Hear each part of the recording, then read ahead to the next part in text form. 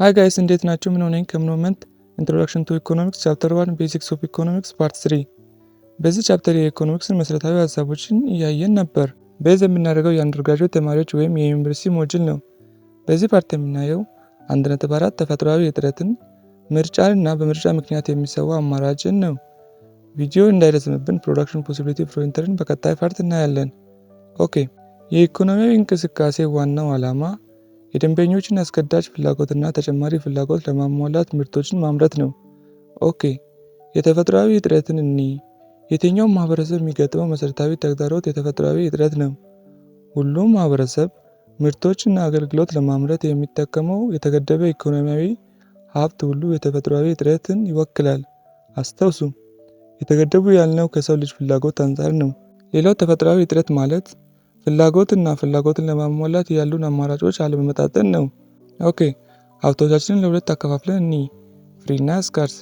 ፍሪ ሀብትን ስናይ በአካባቢው ያለው መጠን ሰዎች በነፃ ከሚፈልጉት ሲበልጥ ነው። ለምሳሌ የፀሐይ ብርሃን። ስካርስ ደግሞ በአካባቢው ያለው መጠን ሰዎች በነፃ ከሚፈልጉት ሲያንስ ነው። ለምሳሌ ሁሉም የሰው ልጅ ኃይል፣ ብዙዎቹ ተፈጥሯዊ ሀብቶች፣ ሁሉም የተመረቱ ግብዓቶች፣ ሁሉም የፈጠራ ውጤትና ወዘተ ናቸው። ኦኬ፣ ኢኮኖሚክስ ሀብቶችን በአራት ያከፋፍላል። እነዚህም አንደኛ የሰው ኃይል፣ መሬት፣ የተመረቱ ግብዓቶች፣ የመጨረሻው የፈጠራ ውጤት ነው። ትንሽ እንያቸው። የሰው ኃይል ማለት ምርትና አገልግሎትን ለማምረት እና ለማሰራጨት የሚውል የሰው ልጅ አካላዊ እና አእምሯዊ ጉልበት ነው። የዚህ ክፍያው ለስራ የሚሰጥ ክፍያ ወይም ደሞዝ ነው።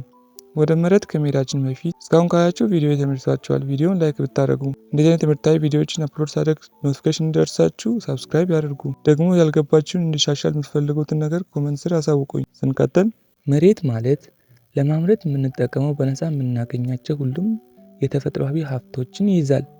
የዚህ ክፍያው ክራይ ነው ወይም ትርቡት የምንለው ግብር ነው። 3 ካፒታል ማለት ሌላ ምርት ለማምረት የምንጠቀመው የተመረቱ ግብዓቶችን ነው። ለምሳሌ የማምረት መሳሪያዎች፣ ማሽኖች፣ መጓጓዣዎች፣ የመገናኛ መረቦችና ወዘተ ናቸው። የዚህ ክፍያው ትርፍ ነው። 4 የፈጠራ ውጤቶችን እንይ። እነዚህ ምርቶቻችንና አገልግሎታችን ለማምረት የሚያስተዳድር የተለየ ተሰጥኦና አዲስ የፈጠራ ግኝት ይዞ የሚመጣ ግለሰብ ነው። አስተውሱ፣ ይሄ ግለሰብ የአምራች ኩባንያውን ሙሉ ኃላፊነት ይወስዳል። ለምሳሌ ይሄ የሆነ ግኝት ይዞ ወይም ብቃት ይዞ የአንድ አምራች ኩባንያ ኃላፊነት የሚወስድ ሪስኩንም ሁሉ ነገሩን የሚወስድ ግለሰብ ነው። እነዚህ ግለሰቦች ለምሳሌ የሚያስተዳድሩ ሊሆኑ ይችላሉ፣ የንግድ መመሪያዎችን የሚያወጡ ሊሆኑ ይችላሉ፣ አዲስ ግኝትና ቴክኖሎጂ የሚያስታውቁ፣ የንግድ ሀሳቦችን የሚፈጥሩ፣ ኃላፊነት የሚወስዱ ናቸው። ኖይት ተፈጥሯዊ እጥረት አይደለም። እጥረት ማለት ለአጭር ጊዜ የሚቆይ የምርት መዋዠቅ ነው። ለምሳሌ አንድ አካባቢ የሆነ ጊዜ ነዳጅ ቢወደድ ወይም ቢያጥር። ተፈጥሯዊ እጥረት ደግሞ ዓለም አቀፋዊ እና ዘላለማዊ የማይጠፋ ተግዳሮት ነው። ኦኬ፣ በዚህ ፓርት የምናየው ሁለተኛው ነገር ምርጫን ነው። ሀብት እጡር ከሆነ ምርት የተገደበ ነው። ምርት የተገደበ ከሆነ ሁሉም ፍላጎታችንን ማሟላት አንችልም። ስለዚህ መምረጥ አለብን። ከእጥረቱ የተነሳ ግለሰቦች፣ አምራች ኩባንያዎችና መንግስት እንድንመርጥ ይገፉናል። ይህም ምን መመረት እንዳለበት፣ በምን መጠን መመረት እንዳለበት፣ ምን መመረት እንደሌለበት ነው ማለት ነው። በቀላሉ እጥረት ምርጫን ያመጣል፣ ምርጫ ደግሞ ዋጋን ያመጣል። ምርጫ እስካለ ድረስ የሚሰዋ አማራጭ አለ። ይቺን ሲኩዌንስ በደንብ እዩዋት።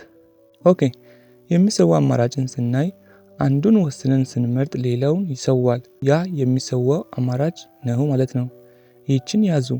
የሚሰዋ አማራጭ ማለት በአንድ እቃ የሆነ ያክል ጨምረን ለመግዛት ከሌላው እቃ የምንቀንሰው መጠን ነው። ለምሳሌ ያለን ገንዘብ አንድ መኪናና 2 ቤት የሚገዛ ቢሆን 2 መኪና ለመግዛት አንድ ቤት ብንገዛ አንድ የተውነው ቤት የሚሰዋ አማራጭ ይባላል። ይችን ምሳሌ እንጨምር።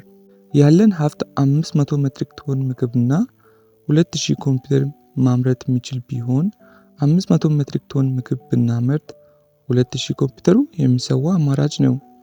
ሌላው 2000 ኮምፒውተር ላመርት ብንል 500 ሜትሪክ ቶን ምግብ ይሰዋል። ይሄም ደግሞ የሚሰዋ አማራጭ ነው።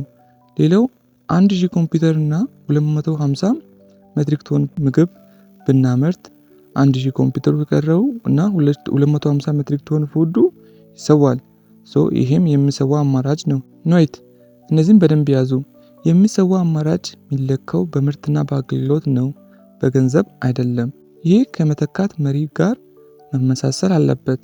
ይሄ ማለት ሁለት ተመሳሳይ አገልግሎት የሚሰጡ ምርቶች ቢኖሩ የአንደኛው ዋጋ ሲወደድ በአንዱ መተካት የሚቻል ሲሆን ነው። ኦኬ እነዚህ ጥያቄዎችን በደንብ እዩዋቸው። በእነዚህ ላይ ከተለያዩ ግቢዎች ያገኟቸውን ሚድና ፋይናል ኤግዛም ጨምሬ በፋይናል ፓርቶች መጣ ነው የሚሆነው። ቴንክ ዩ